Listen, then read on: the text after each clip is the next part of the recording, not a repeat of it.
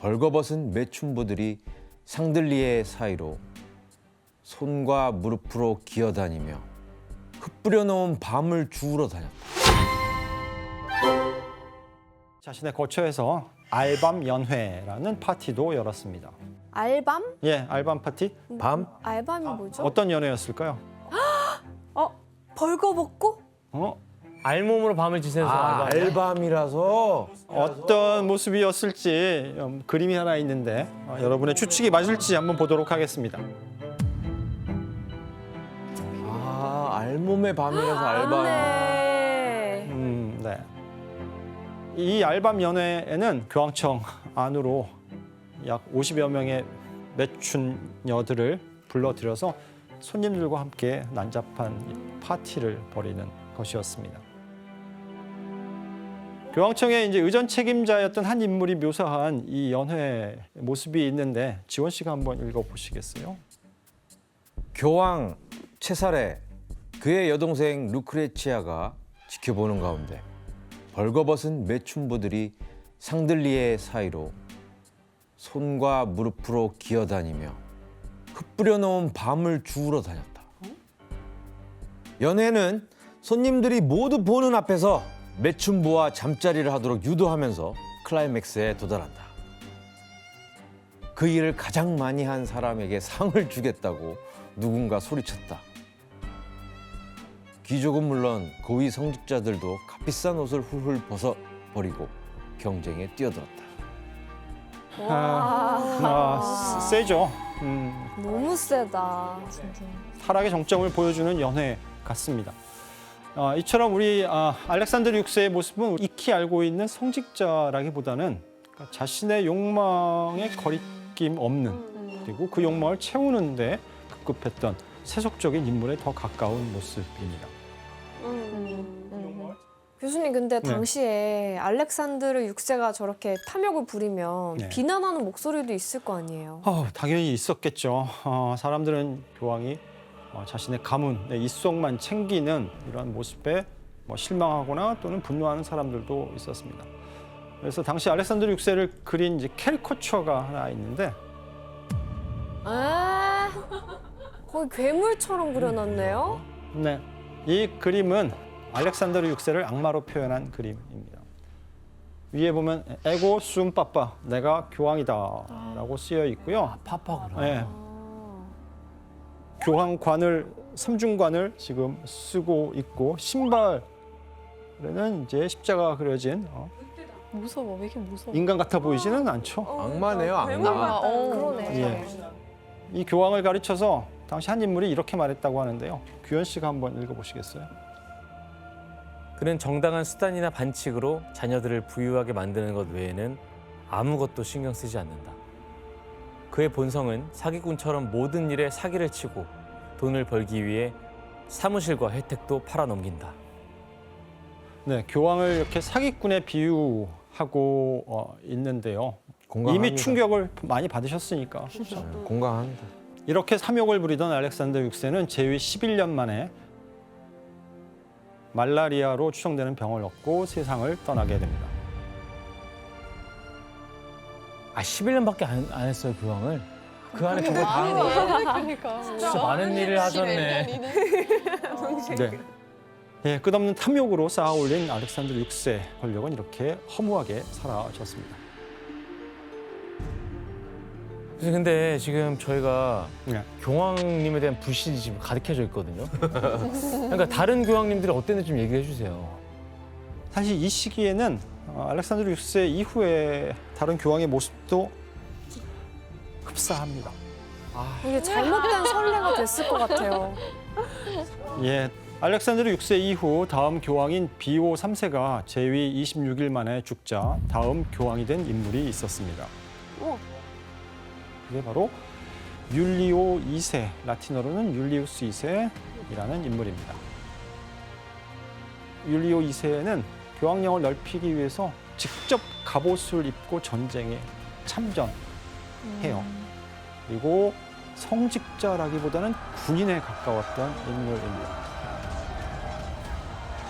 그리고 율리우스 카이사르라고 하는 로마 시대의 이제 장군 그 이름에서 따왔다고 알려져 있습니다. 장군이래 장군. 이렇듯 율리오 2세는 땅을 더 차지하는 탐욕과 함께 자신의 명성, 그것도 종교적인 명성이 아닌 어떤 명성? 전쟁? 전사로서 군사적인 명성을 드러내는 일에만 관심이 있었습니다. 근데 왜 명성을 드러내는데 전쟁이란 수단을 쓰는 거예요? 네, 그렇죠. 전쟁만 꼭 싸움만이 방법은 아닌데 율리오 2세도 전쟁만 한 건 아니에요. 성베드로 성당, 대성당의 신축을 지시하거나 당대 최고의 예술가였던 미켈란젤로, 라파엘로, 또 브라만테 등을 후원해서 예술 작품과 건축을 통해서 자신의 명성을 높이고자 했습니다. 와, 뭐야.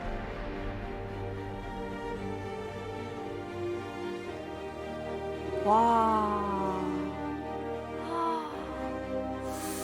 우와. 우와.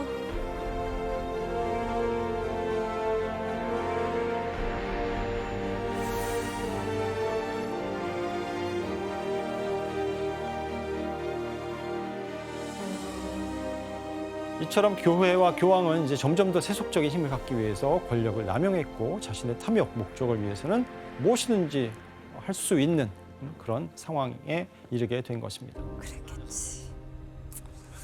교수님, 지금까지 교황이 지금 해와온 행실들이 지금 되게 세속적이고 막 그러잖아요. 네. 그래서 사람들이 보는 교황의 시점이 좀 되게 안 좋을 것 같은데요. 그렇죠. 당연히 그랬겠죠. 세속적인 교황의 탐욕은 끝날 줄은 몰랐고 거기에 이제 흑사병까지 있었잖아요. 흑사병이 지난 유럽에는 마치 뭔가를 예고하려는 듯이 이상 현상들이 나타나게 됩니다. 어떤 일이 있었는지 한번 예를 들어보겠습니다.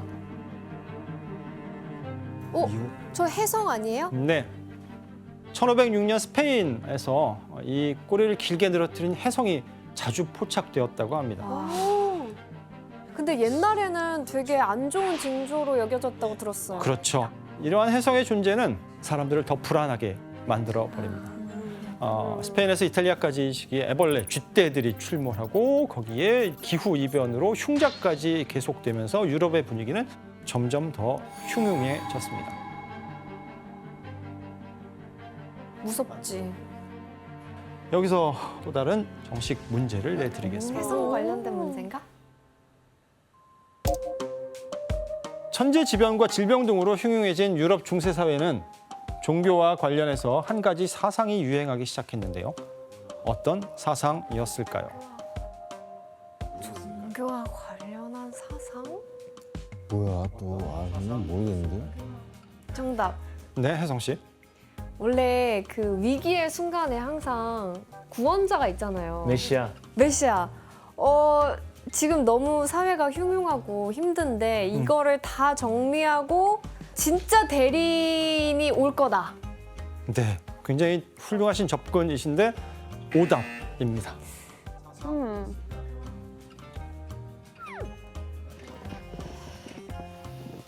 자, 요 얘기예요. 아, 얘기예요? 이런 얘기예요? 메시아가 오기 전. 정답. 네, 혜성 씨 다시. 다시 위기가 닥쳤잖아요. 네. 이제 진짜 세상이 멸망할 거다. 종말론. 멸망. 네. 모든 세상이 다 종말할 거다. 네, 혜성 씨 정답입니다. 아, 종말론이 생겼다. 바로 종말론입니다. 그래서 조만간 세상이 끝나는 최후의 날이 올 것이고 그리고 최후의 날 이후에 이제 최후의 심판이 있을 것이다라고 하는 사상이 종말론입니다. 이 중세 유럽에서의 종말론은 무슨 책을 근거로 했을까요? 당연히 성경을 근거로 되어 있었고 이 시대의 고난은 그래서 이미 성경에 예견되어 있던 일로 여겨졌습니다. 그러니까 사람들은 다 언젠가는 종말이 올 거라고 생각했어요. 그런데 그 종말이 언제냐? 지금 다가왔다라고 항상 다 생각하기. 지금이라고 그러거든요. 다가왔다고 마지막 생각해요. 때다. 네.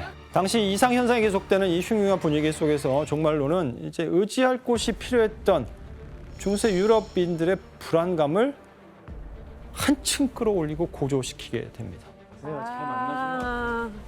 그리고 이렇게 혼란스러운 이때 중세 유럽 사회를 뒤흔들다 못해서 아예 종교 개혁의 계기를 마련한 또 다른 교황의 탐욕이 본격적으로 시작됩니다. 또 시작. 자, 이 교황을 배출한 가문이 굉장히 유명한 이탈리아 르네상스 시대의 가문. 메디치? 예, 바로 메디치라고 하는 메디치? 가문입니다. 거기서 교황이 나왔어요? 예.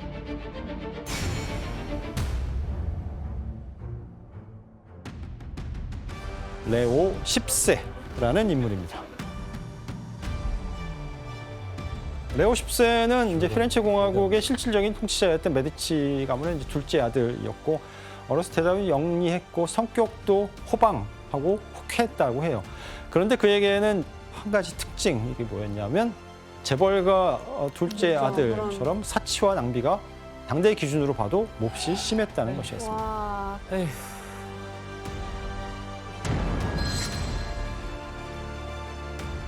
근데 메디치 가문이면 이 사치 클래스도 남달랐을 것 같아요. 네, 맞습니다. 레오 10세의 사치가 이제 어느 정도였냐면 자기가 이제 교황이 되면서 갖게 된 교황청 예산으로도 모자라서 전임 교황들이 남겨준 것까지 다 끌어다 쓸 정도였다고 해요. 이 교황 레오 10세의 씀씀이를 그가 취임하던 1513년 4월 11일부터 엿볼 수 있는데요. 여기서 문제를 내드리도록 하겠습니다. 레오 10세는 교황 취임식 당시 분수를 이용해서 로마 시민들에게 이것을 선물로 주었습니다. 이것은 무엇일까요? 정답. 네, 규현 씨. 분수에 물을 넣은 게 아니라 네. 이태리 와인을 넣어가지고 저도 같은 생각을 했는데. 와인 분수 쇼를 선사한 거예요. 규현 씨 정답입니다. 와, 저도 얘기를 하려고 그랬는데. 오늘 약간 신내렸어요, 규현 씨? 그러니까 뭐야 오늘. 아주 진짜 천재 아니에요? 자, 레오 10세의 취임 자축 선물은 바로 포도주였습니다. 말도 안 돼, 상상도 와인을. 와, 못했어요. 분수에다가 웬만한 클럽보다 좋은데요. 아니 그냥 와인을 터트리는 잔만 들고 다니면 그러니까 마시는 거야. 와, 야. 레오 10세는 자신의 행렬이 이제 산피에트로 광장을 빠져나오는 동안에 미리 막아두었던 분수에서 붉은 포도주가 뿜어나오게 했습니다. 와, 진짜 상상 초월이다. 당시 베네치아 공화국의 대사가 이렇게 보고했다고 합니다. 역대 교황 가운데 가장 젊지만 가장 추남이라는 말을 듣는 레오 10세도 서민들 사이에서는 절대적인 인기를 누리고 있습니다. 인기가 평이 많죠? 좋은데요? 아유, 막 포도주 퍼다 주니까. 퍼주니까. 아, 와인 덕분에 그렇게 된 거예요? 임기 초반에 실제로 레오 10세는 로마 시민들에게 꽤나 큰 신임을 얻었다고 전해집니다. 근데 그 비결이 바로 뭐였냐? 사치였습니다. 아, 레오 10세는 이제 연회가 펼쳐진 성당에는 산의 진미와 고급 포도주를 마음껏 제공하고 구경꾼들에게는 금화를 마구 뿌려대기도 했습니다. 이때 들어간 비용만 전임 교황이었던 율리오 2세가 남긴 재정의 7분의 1가량을 이 취임식에 쏟아부었다고 전해집니다. 다 쓰네, 그냥. 니키 씨, 이 레오 10세의 사치에 대한 일화가 또 있다면서요? 아, 네, 한 번은 그 손금으로 만든 접시에다가 이제 음식을 넣고 밥 다 먹고 그 손금 접시들을 다 창문 밖으로 던져서 강에 다 버렸대요. 왜요? 왜요? 그런 사치를 위한 퍼포먼스도 한 거죠. 이렇듯 레오 10세의 사치는 정말로 이제 끝이 없었는데요. 그럴수록 교황청의 재정은 바닥이 보일 수밖에 없었습니다. 그래서 레오 10세는 온갖 대책을 다 동원해야 했는데요. 일단 당시 기독교에서 교황 다음 가는 직책인 추기경 자리를 돈을 받고 팔아버렸습니다. 한 책에 따르면 레오 10세가 매매할 수 있었던 관직은 약 2,150개 정도라고 하고 이 성직을 팔아서 연간 32만 8천 두카트 어마어마한 돈 수입을 올렸다고 합니다. 또 팔 게 뭐가 있을까를 고민하다가 이번에는 신성한 유물, 성인들의 성유물을 판매하거나 전시해서 사람들을 끌어모으고 그리고 선행이 어려우면 대신 헌금을 해라라고 홍보하면서 자금을 마련했다고 합니다. 거의 종교를 관광 상품으로 개발한 거네요. 그렇죠. 그런 면모가 보인다고 볼 수 있습니다. 여기에서 부족한 돈은 이제 은행가나 아니면 부유한 추기경에게 빌렸고 교황의 보석, 동상 등을 전당포에 맡겨서 또 대출을 받기도 했습니다. 하지만 이렇게 사치스러웠던 레오 10세에게도 감당하기 버거웠던 게 하나 있었는데 그게 뭐였을까요? 버거운 거? 가족인가?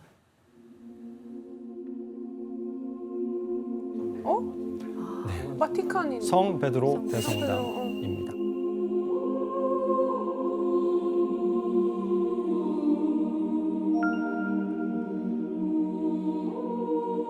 여기에 이제 천재 예술가인 미켈란젤로 베르니니와 같은 거장들이 뭐 설계하고 조각하고 벽화를 그렇죠. 그리고 그야말로 최고의 예술 작품이 이 안에 모이게 됩니다. 아니 그렇게 사치를 했는데 이 뭐 성당을 지을 돈이 없었다고요? 네. 성베드로 대성당에 들어가는 비용은 사실 엄청난 예산이 필요했습니다. 전임 교황 율리오 2세부터 시작돼서 무려 120년간 공사가 진행되었고요. 이 기간에 들어간 비용만 지금으로 따지면 약 40조 원으로 추정된다고 합니다. 와. 당시 교황청 한 해 예산이 지금 환율로 따지면 한 2천억 정도였기 때문에 감당 못할 비용은 아니다라고도 볼 수 있지만 문제는 레오 10세가 사치를 너무 많이 해서. 흥청망청 돈을 써버렸기 때문에 돈이 부족했던 거죠. 게다가 이제 든든한 뒷배 메디치 가문도 이때는 힘이 돼주질 못했습니다. 왜냐하면 레오 10세의 형이 운영하고 있던 메디치 은행이 거의 파산 직전에 이르게 되었기 때문에 아.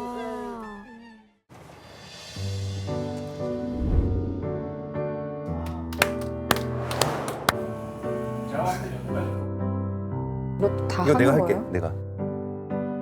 이거 다 해야 된다고요?